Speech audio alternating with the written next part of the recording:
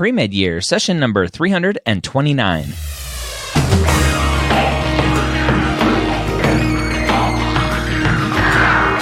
Hello, and welcome to the Premed years, where we believe that collaboration, not competition, is key to your success. I'm your host, Dr. Ryan Gray, and in this podcast, we share with you stories, encouragement, and information that you need to know to help guide you on your path to becoming a physician. Welcome to the Premed years. My name is Dr. Ryan Gray, as I mentioned earlier, and I am excited to be here to talk to you about being a Premed and what that journey is like. That's what I do day in and day out here at the MedEd Media Podcasting Network. If you are new to us, new to this podcast, go check out mededmedia.com. That's MEDED media.com. And look at all the podcasts that we have to offer. If you haven't taken the MCAT yet, we have 2 specific podcasts for you just for the MCAT, both the MCAT podcast and the MCAT Cars podcast. If you're looking at some motivation about different specialties out there, we have specialty stories. If you're a non-traditional student, we have the Old Premeds podcast and so much more. Again, that's mededmedia.com. This week, I have a different episode for you. As I'm recording this, it's the beginning-ish of March, and I just got back from the AMSA Convention, the 2019 AMSA Convention, where I was able to speak to an awesome crowd of pre-med students about being pre-med and the journey to medical school. The title of the talk was Premed 101, and I used that time to really just encourage students to be themselves, that you don't have to be perfect. I busted a bunch of pre-med myths and so much more. And so I was able to record that session. And so the sound will be a little bit different than what you're used to if you're used to listening to this podcast, but hopefully it is still good for you to listen to. I know there's a lot of great advice in here. I got a ton of great feedback after the talk. So hopefully this one will give you a little bit of motivation to continue waking up every day, happy to be a pre-med and encouraged and motivated to continue on to medical school and beyond. Learn how to put your best foot forward, how to consider a variety of angles, and how to anticipate what will happen during the crucial conversations that stand between you and medical school. Explore how you will be evaluated, what the interviewers expect, and what you can do to make sure you are a standout. So we have the famous and the best doctor in the world, Dr. Gray. Give it up, guys. Woo! Thanks, buddy. Good morning. How many of you are really cold because you're from somewhere warm? A lot of you. Wow. Who came the furthest?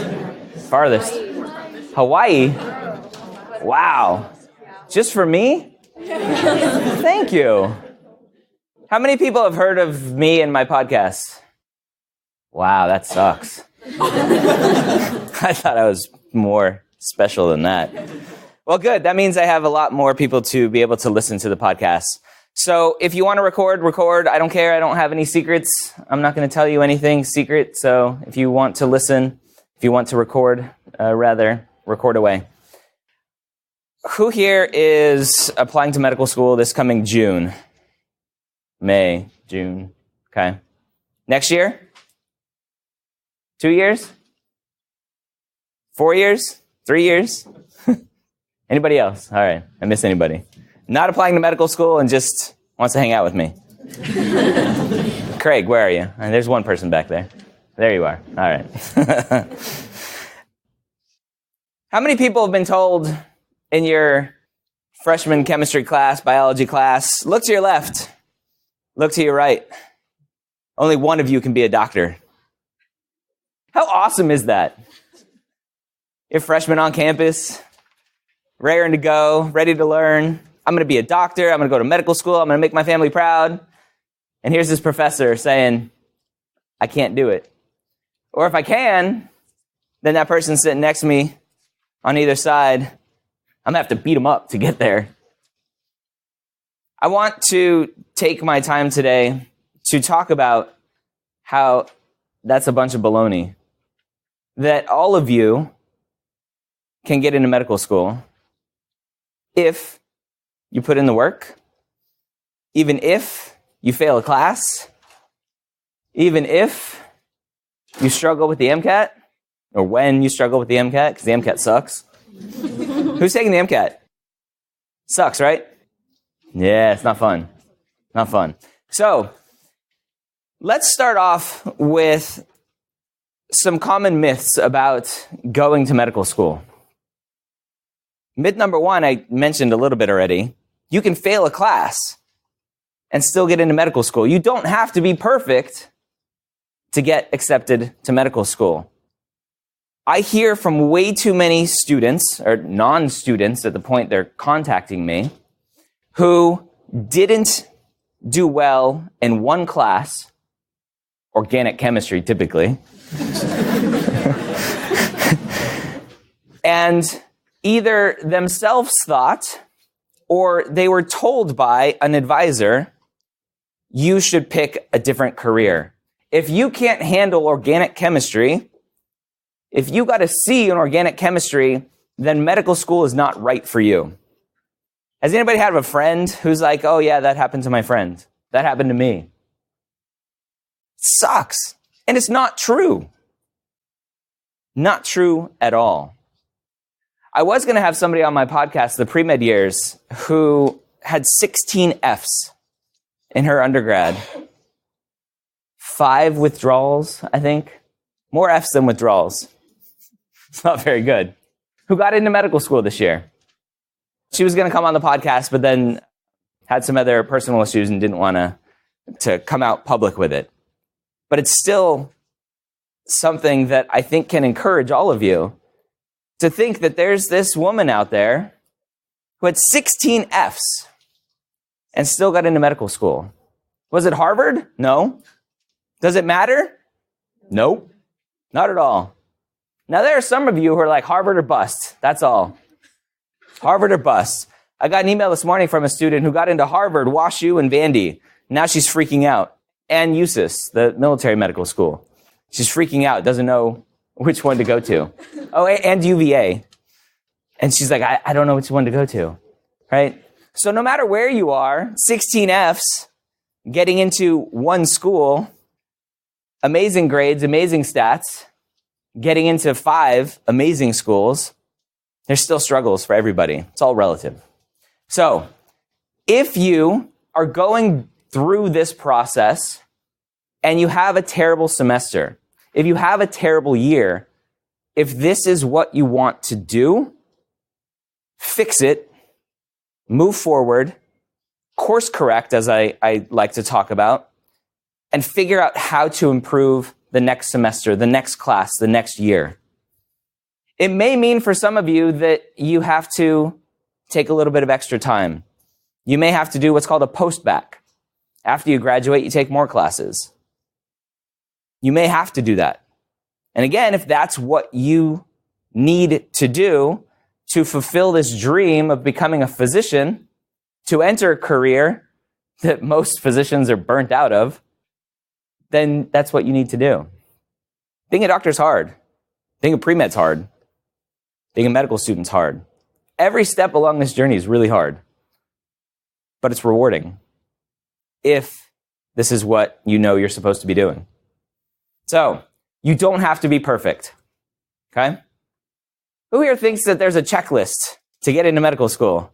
I gotta have good grades, I gotta have a good MCAT score, I gotta have shadowing, I gotta have volunteering, I gotta. Or else I'm not gonna get in. Oh yeah. It's true, but it's not. One of the biggest questions I always get is, Dr. Gray, do you have to do research to get into medical school? No, you don't.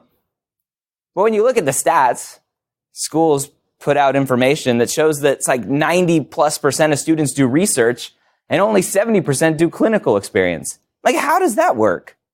You want to be a doctor and you're not getting clinical experience, but you're doing research? Well, it's because you're checking boxes and doing all this stuff. And it's all self-reported data, so it's not the best data. You don't have to do research. Here are things that you do have to do. You have to prove to yourself that you want to be around sick people.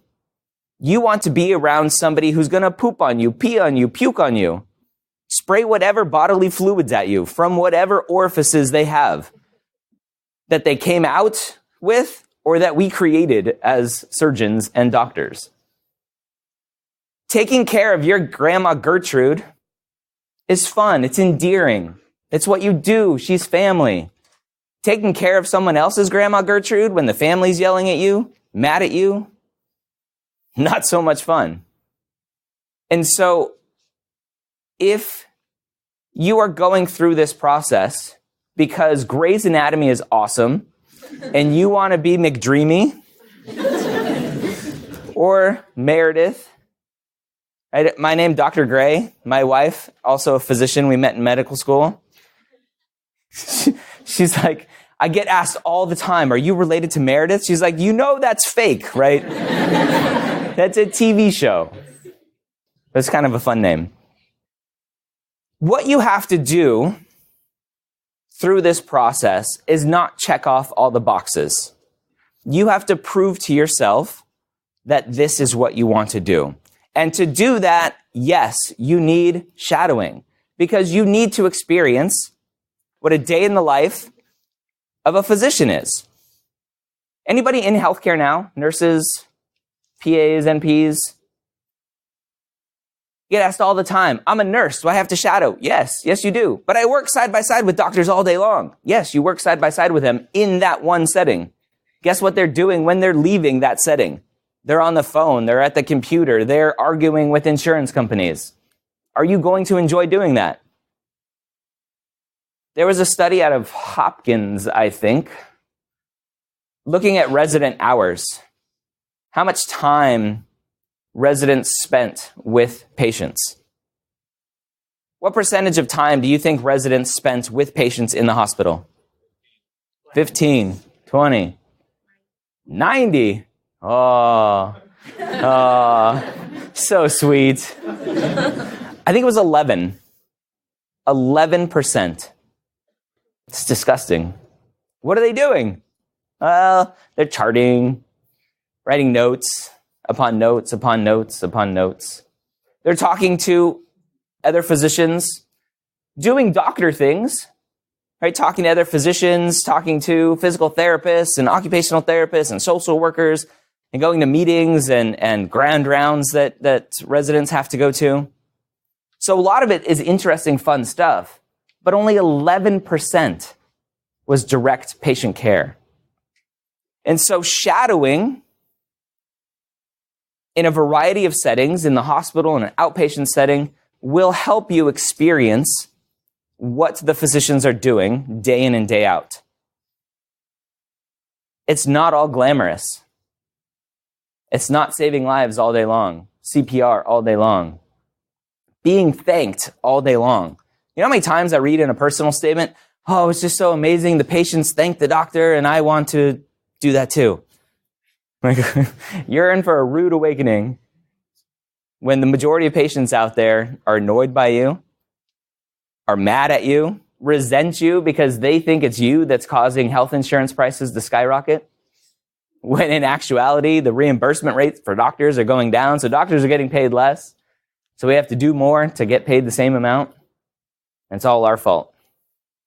And so what may have been in the past where doctors were put up on a pedestal is not true anymore. Being a physician is an amazing career. But I don't want you to go into this thinking that it's more glamorous than what it is. We have too many physicians who come out of training burnt out because they thought it was going to be different than what it is. And I hate sugarcoating things. I want you to understand that it's not all glamorous. So you need to go out and shadow. You need to understand what that life is like, what you're going to be doing day in and day out. So yes, check that box off. Shadowing is different than clinical experience. Shadowing, you're literally, in the majority of cases, it's a very passive experience. You're there following the physician around, listening, observing, not interacting. It's very different when you're the one interacting with the patient. And so clinical experience, you need to be interacting with the patient, interacting with Grandma Gertrude. You need to be close enough to smell the patient. It's a saying that I heard a Hopkins advisor admissions committee member say at a conference a long time ago, and I stole it from him, so it's mine now. Close enough to smell the patient. All right, some patients you can smell from pretty far away. Who smelled C. diff before? Yeah, that one doesn't leave the nose for a while. You have to interact with the patient. You have to be there, support them, care for them, hold their hand. Whatever you're doing in that situation. Being in the hospital isn't necessarily clinical experience. I had a student write in their application, I was a janitor, environmental engineer, whatever they're called now. In the hospital, it's clinical experience. No. Sorry, dude. Just because you're mopping the floors in a hospital, it's not clinical experience. ER volunteering. It's a very common place for a lot of pre-meds to volunteer. If you're only stocking shelves, putting towels in the warmers, whatever you guys are doing as ER volunteers, that's not clinical experience. You need to be interacting with patients, interacting with their families. You need to understand what it's like to have somebody relying on you for support. At that point, it's really only moral support. But you need to be in that situation to understand if you like it. And if you don't, that's okay. Now is the time to figure out that this is not what you thought it was. Don't push through and go, well, I don't like this part, but I kind of like every other part so far, so I'll keep going. I've already told my mom, my dad, I'm going to be a doctor, and so I can't give up on my dreams. I'll disappoint them. If you have any doubt in your mind that this is what you're supposed to be doing, slow down and figure it out. It's okay. You don't have to be the student who goes to undergrad from high school, finishes undergrad in 4 years, applies between your junior and senior year, and starts medical school right after. Non-traditional is the new traditional. The majority of students now are taking gap years. They're figuring out if this is what they want. They're taking the time to get more experience.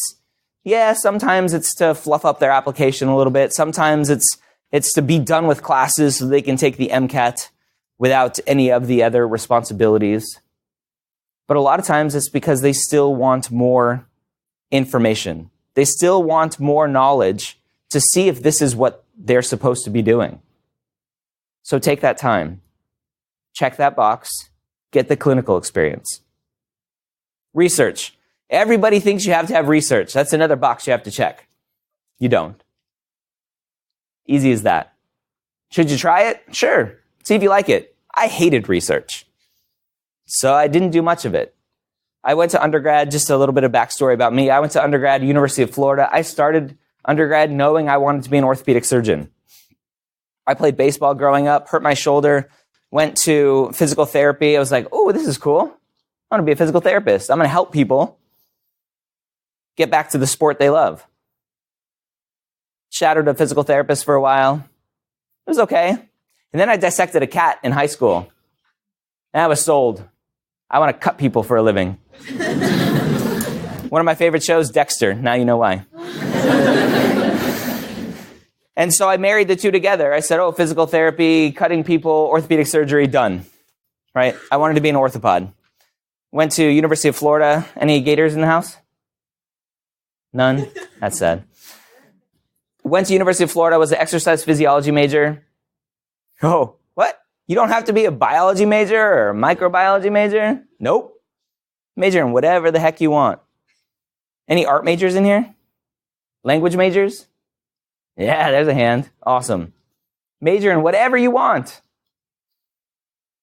Exercise physiology background, and didn't get into medical school my first time. Why? My advisor told me, you're not going to get into medical school. You're a white male. Now looking at the room, there's a ton of diversity in here, which is awesome. You're a white male. You're not going to get in. Too many white males are applying to medical school. They're accepting less and less and less. I never went back and saw her. But that also meant I didn't really understand a lot of what I know now. My volunteering in the hospital was standing at the information desk, pointing people to the elevators in the gift shop. It's volunteering in the hospital, right? It's just like being the janitor in the hospital. It works. I didn't know what shadowing was. Heck, I didn't even know what the MCAT was until a few months before I had to take it. Remember, I'm kind of old. The internet, like these iPhones that we have in our pocket, I didn't have back then. And so the information wasn't as readily available. So I blame that. So I applied. I got a couple of interviews and didn't get in anywhere. Made some phone calls, figured out why my application was weak, reapplied, and was ultimately accepted at New York Medical College. Research. It was a long kind of tangent about research. I did some research in college. I enjoyed it a little bit. Not enough to do a bunch of it. I never have published anything. I've never done a poster presentation. None of it. Still got into medical school, still earned my MD, still got to see patients. It's not going to hold you back. Should you try it? Sure. If you don't like it, don't do it. And it doesn't have to be research in what a lot of you think is research. Sitting in a lab with a micropipette going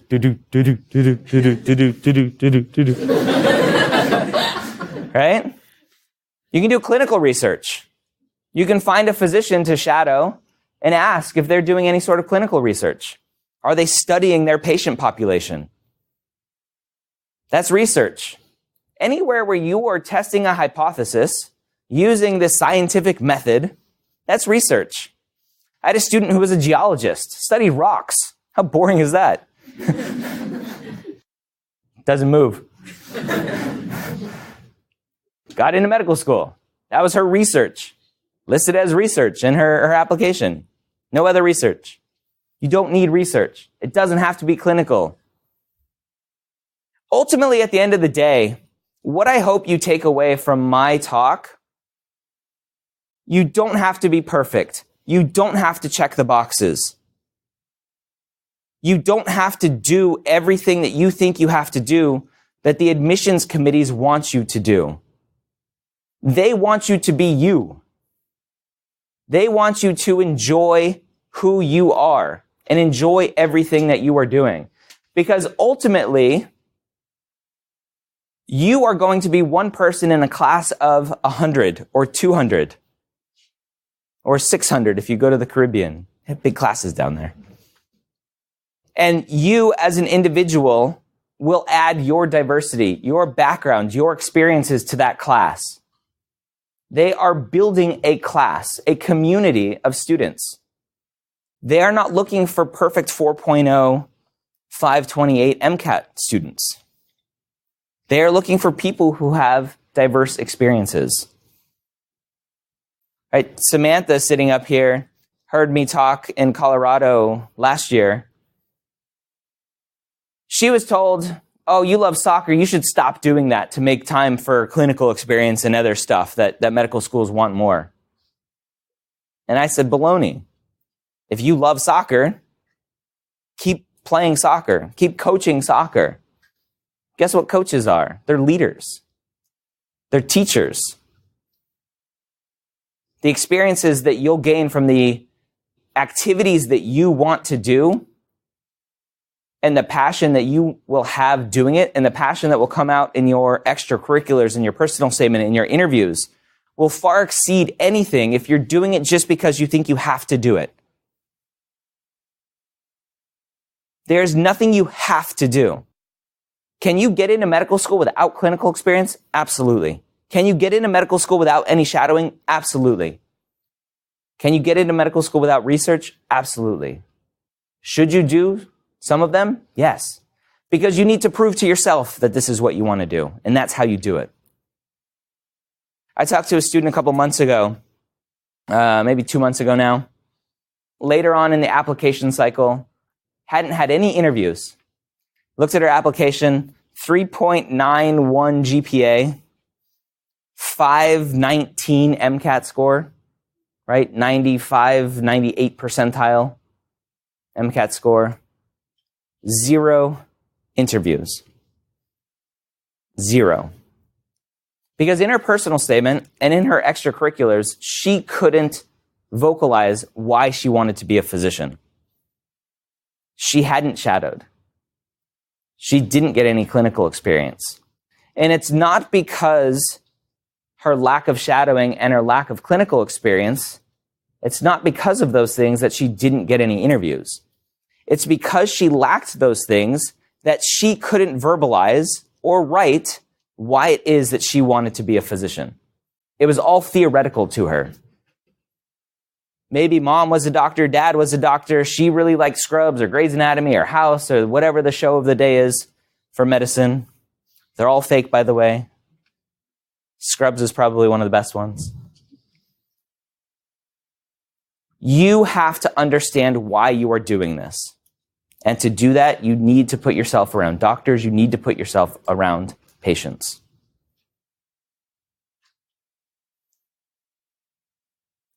I've already talked about not needing the best GPA. You don't need the best MCAT score. You need to have a good enough GPA. You need to have a good enough MCAT score so that you can make it to the next step of the journey when you apply. Medical schools will tell you that they don't screen out applications, and some don't, but the majority do. Medical schools get 5 to 10 to 12,000 to 14,000 applications every year.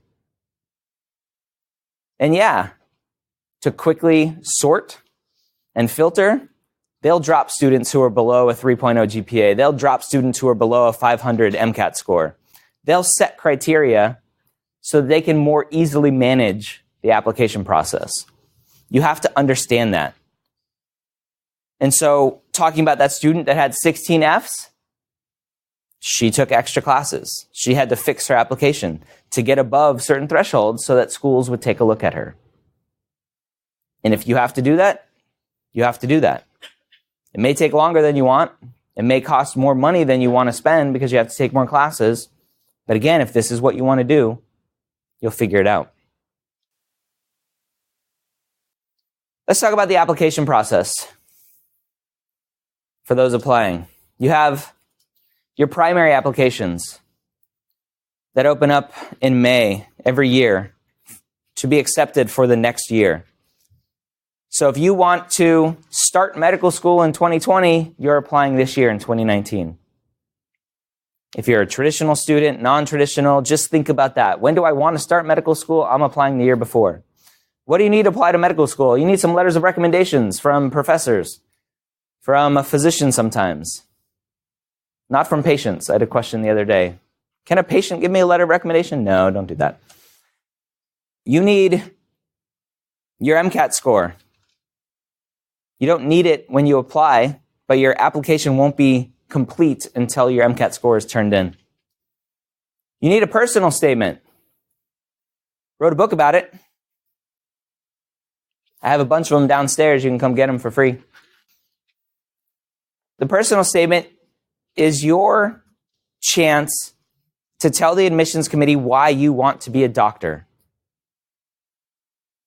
I'm just one voice in this process, and I believe that the personal statement is there to tell the admissions committee why you want to be a doctor, not how great of a doctor you think you're going to be.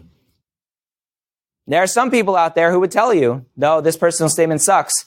You're not selling yourself enough. And I will disagree with them. Why do you want to be a doctor? You need to understand that in your core. You need to understand it. You have to write extracurriculars, your experience descriptions. You have to write about all the things that you're doing. It's kind of like a resume, but in their own weird form. All of the research, all of the clinical experience, all the volunteering, the work that you've done, the hobbies that you have.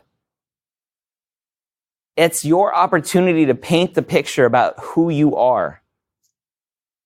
If you write in your personal statement that you love rural medicine, that you want to be a rural medicine doctor, and I go and look at your extracurricular list and you have no experience in a rural setting, it's one of the hardest words for me to say, rural.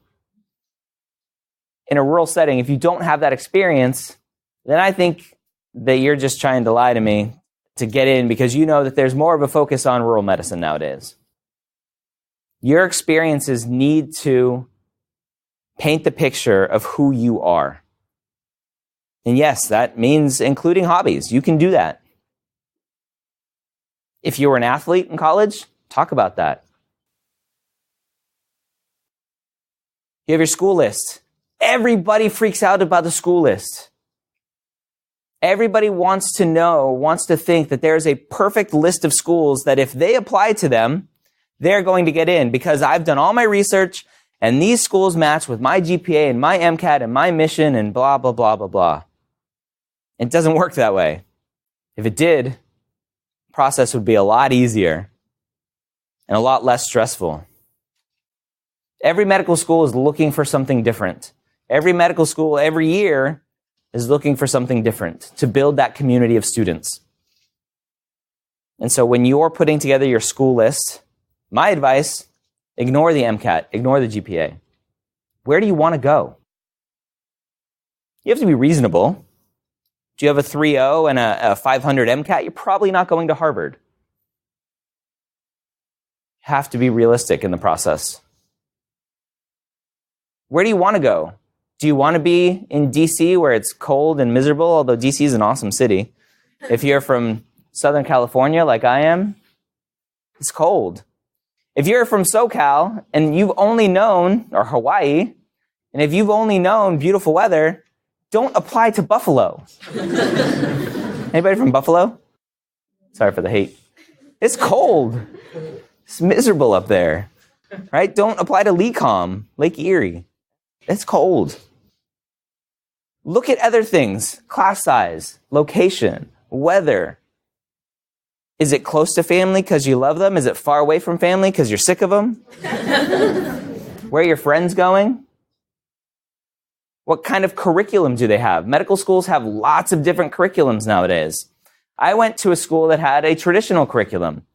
I would have been much happier and would have done much better if I went to a systems-based curriculum.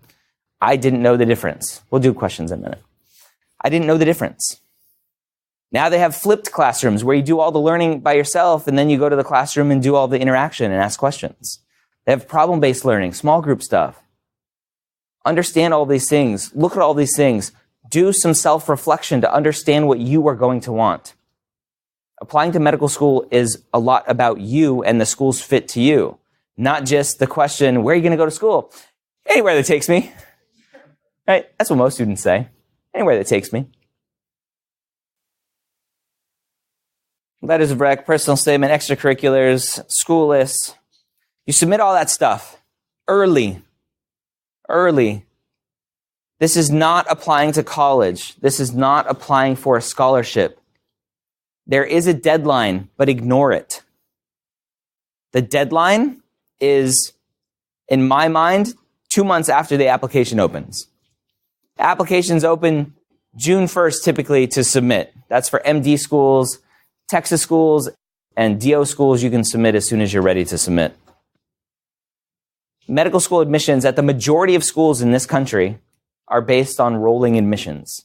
That means that the sooner your application is submitted, the sooner that your secondary essays are complete, the sooner that your MCAT score, original or retake, is complete and submitted to the schools, then the sooner your application is reviewed, the sooner you're invited for an interview, and the sooner you get an acceptance. Every day that passes, more students are being verified in the application system. Every day that passes, interview invites are being sent out. Medical schools only have a limited number of days that they interview students. They only have a limited number of people that they can interview each day.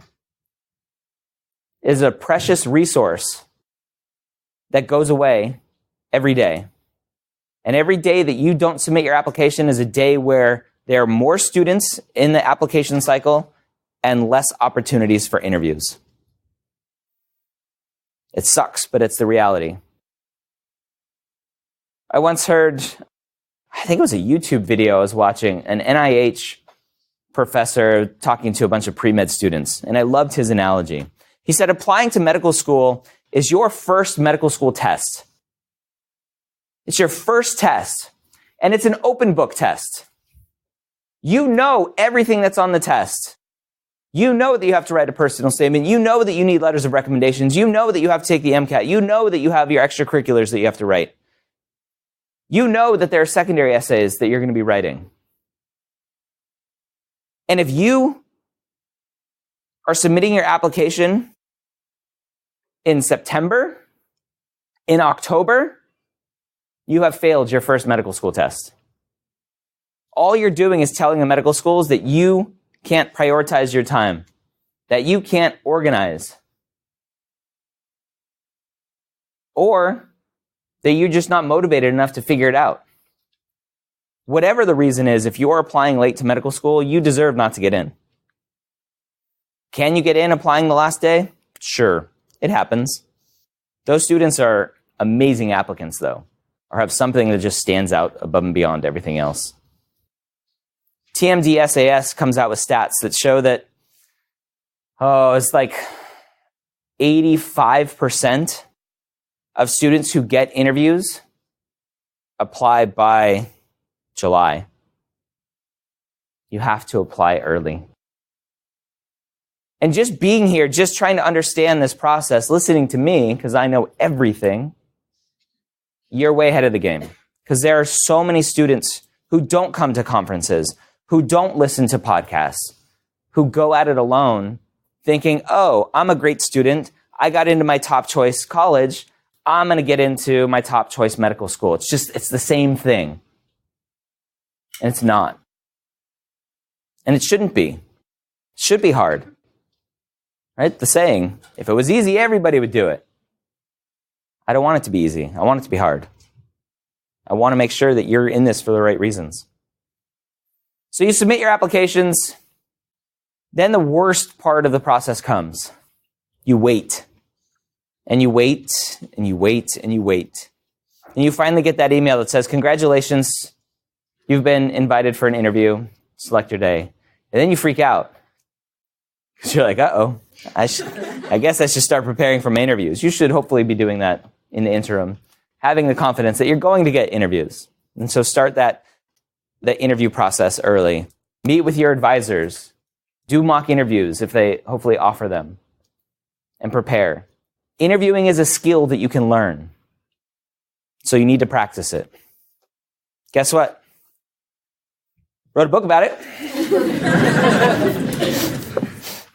Got lots of those ones downstairs too. You go for your interview day, and it's a fun day. You're there having fun. They want to just take care of you, learn who you are, make sure you're not a serial killer, that you have some ability to communicate, see who you are off of paper, outside of your application. And then you get that acceptance. I remember when I got my acceptance, for some reason, again, remember this was 2004, so still pretty early on, the internet's still kind of ramping up, so I got a letter in the mail. It went to my mom's house in Colorado, and I was in Boston, and so she's on the phone, and she's crying, and I'm like, oh God, who died? That's been my life, and unfortunately I've had a lot of deaths in the family, so when somebody calls crying, it's usually a death. And this time she's like, sit down, I have some good news, and so she started reading my acceptance letter. And the rest is history. And now I'm a podcaster, so I've made everybody happy that I went to medical school, and I don't practice medicine anymore. I was in the Air Force. I did an Air Force HPSP scholarship, so they paid for medical school. I never got to be an orthopod. The Air Force wouldn't let me. I was a flight surgeon, which is not as cool as it sounds. I'm not operating on the airplanes. Those are called mechanics.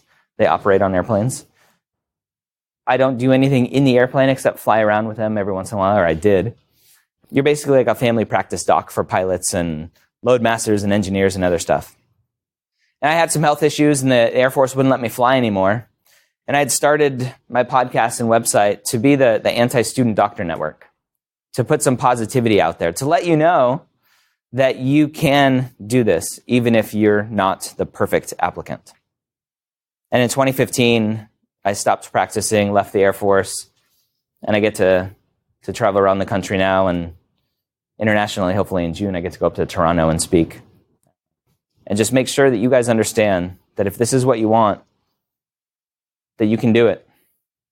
It's a lot of work, but all the pieces are out there. You know what you have to do. You just got to put them all together. All right, let's do some Q&A. Sound good? Thank you.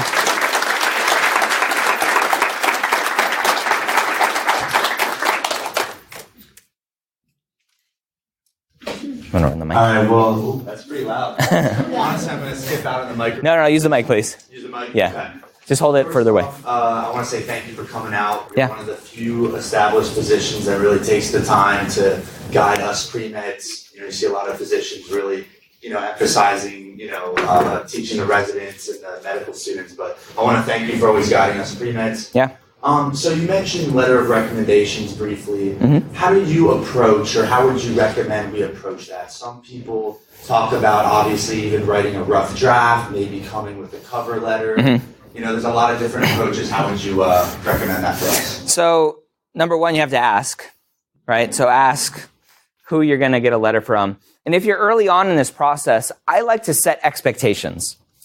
When you go into your physics class or your biochemistry class and you're like, I've heard this professor writes pretty good letters of recommendations, right? RateMyProfessor.com says he or she's awesome. Set that expectation at the beginning of the class. Meet with your professor early on and say, hey, Professor Jane, I'm a pre-med student. I'm looking forward to your class.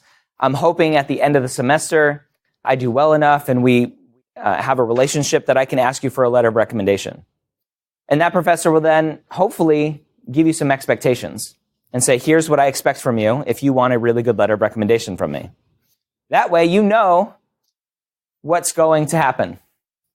That way you know that at the end of the semester, hopefully you've done everything that professor wants and you'll get a good letter of recommendation. Instead of after class, after the semester, going, surprise, I need something from you. I want something from you.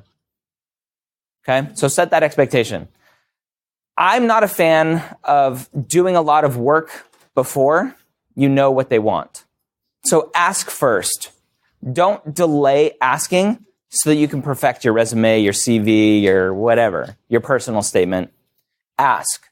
If they then say, I would love to write one for you, can you get me a draft of your personal statement? Then say, sure. Let me get back to you. Okay? And just see what they want. Because every professor is going to be different. There are going to be professors who are like, yeah, great. Write me a draft and give it to me, and then I'll tweak it and sign it. Technically, it's against the rules, but a lot of professors do that. And so you have to weigh, do I break the rules a little bit because I need this letter, or do I go and find another professor? That's up to you. Yeah. Question? Thank you again for spending your time here with us today. Yeah. My question is, you talked a little bit on curriculum and Yeah. how you felt that you could have benefited from a different style of curriculum while you were in med school. Is there anything outside of the academic arena that you felt you could have better benefited from, or that your school could have offered to you, such as, like, all of us here were obviously involved with AMSA, and me personally, I felt that that's helped me in my pre-med career, not only with the support system, but just more friends, but community directed in what I should stay passionate about while applying to med school. Is there anything that you thought you were missed out on that we should probably encourage more as we continue in our undergrad careers? I think the fact that you're all here and all part of AMSA is already a step in the right direction because you're all collaborating together. If you listen to my podcasts, in the first 30 seconds, I say that collaboration, not competition, is key to your success. And I wholeheartedly believe it. I agree that you should, or I believe that you should all form study groups and all help each other, where one person is weak and another is strong. Form those groups. You helping your classmate is not going to hurt your chances of getting into medical school. And so I think if you focus on building that collaboration, building the community of students who you can be around in undergrad and in medical school, then you're already successful. I don't think there's anything that the medical school per se could have done to help me more. It's just understanding who I am and surrounding myself with other people.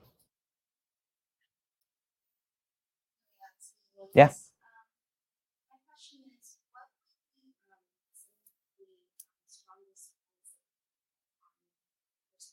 statements? Personal statement is, why do you want to be a doctor? Who watches TV shows? Who reads fiction books? Who watches movies? Why do we do that? Entertainment, stories. We as humans are drawn to stories. That's how we've learned for 100,000 plus years, right? Before we had written word, we told stories to educate our offspring. Stories, I think, resonate the most in a personal statement. Show the reader. This is very basic writing advice. If you Google show versus tell, that's writing 101. Show the reader what's going on. Don't tell them what's going on. Show the reader what it was like to be there for a patient. And one of the biggest things that students miss out on is reflecting on the experience in their personal statement. Okay, so you told me what you did, or maybe you showed me what you did, but you didn't tell me why it's important to your journey, why it's important to you wanting to be a physician. And if I don't know why you want to be a physician, I'm less inclined to invite you for an interview. You need to show the reader why you want to do this, and you need to reflect on your journey and help them understand why the experiences have really solidified in your mind that this is what you want. Okay? Sure.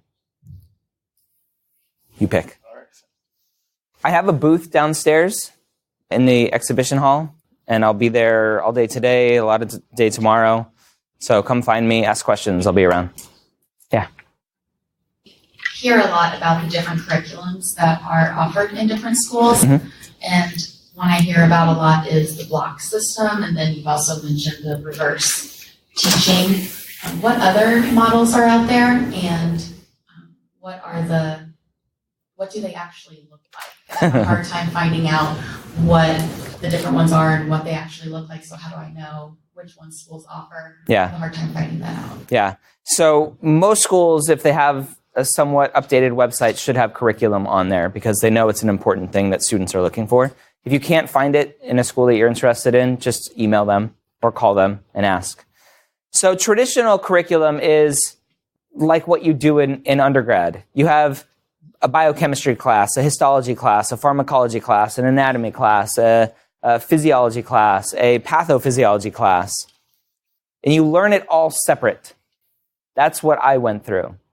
And there were some that I just hated because it didn't fit with anything else. And so I didn't know why I was studying it. Right? I wanted to be an orthopod. I just wanted to bang on knees and cut people and put people together. Why do I need to learn histology? I don't care what the cell looks like. I'm going to put a screw through it. That's what I thought. It's terrible, terrible thinking now because it's all important. All of it's just helping you try to learn. So that's traditional curriculum. A systems-based curriculum is one where you learn the cardiovascular system in a block. So you mentioned block. That's what the block is. And so in the cardiovascular block, you learn the anatomy, the histology, the physiology, the pharmacology. You learn everything integrated into the cardiovascular system so that it all fits and makes sense all together. And you don't have to go and relearn it in second year when you're studying pharmacology and go, oh, wait, what was the physiology of the heart again? Because now I'm in pharmacology, but you still need to know the physiology. But that was last year, and I forgot it all already. Right? So that's block system. That's where I think I would have done much better. Some schools will integrate problem-based learning in whatever system they have. And problem-based learning is small group settings where you are given a clinical vignette. So the school will either create or buy from a source these long, drawn-out clinical vignettes of a patient and say, this patient is X number of years old and came in with these symptoms, and you did this, and they did, and this happened. And together as a team of students, you're sitting there in front of your computers trying to figure out what to do. How do you diagnose this? How do you treat it? What are the complications from the treatment? What happens if you treat with the wrong stuff? What happens if you don't diagnose it properly? And there's a moderator, typically a physician, who's there to help if you guys get stuck or to ask questions to help you get unstuck. That's problem-based learning. No matter what system of learning the school has, a lot of schools are starting to integrate problem-based learning. The flipped classroom, I mentioned briefly, is instead of going to a lecture and watching the professor kill you by PowerPoint, you get to kill yourself by PowerPoint at home, learn the material, and then you use the classroom to interact and ask questions and build upon the knowledge that you're learning yourself. So that's a flipped classroom.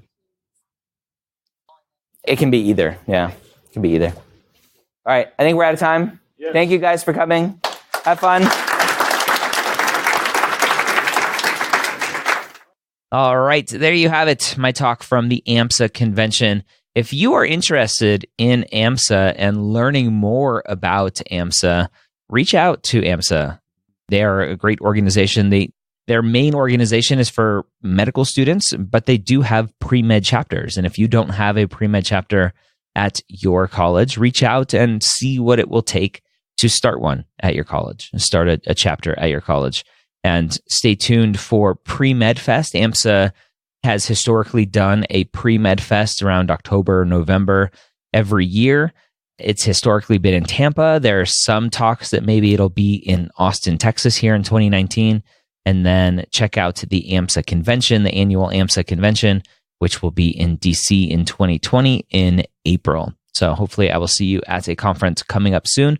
I will be, just announced, I will be in Toronto in June. There's a conference there, the 10th and 11th. It's not for pre-med students. It's more for admissions committees and those members, but I'll have the opportunity to speak to those members, which will be exciting. So if you are in the Toronto area or can make it to Toronto, I'll likely be doing a meetup probably on the 9th, which is a Sunday night, to make it a little bit easier for everybody to travel in. Hopefully I'm not working on a Sunday so you can make it to dinner and hang out with an awesome community of pre-med students. All right, that's all I have for you today. Hope you enjoyed a little bit of motivation today from my talk at the AMSA Convention 2019, and we will see you next week here on the Premed Years.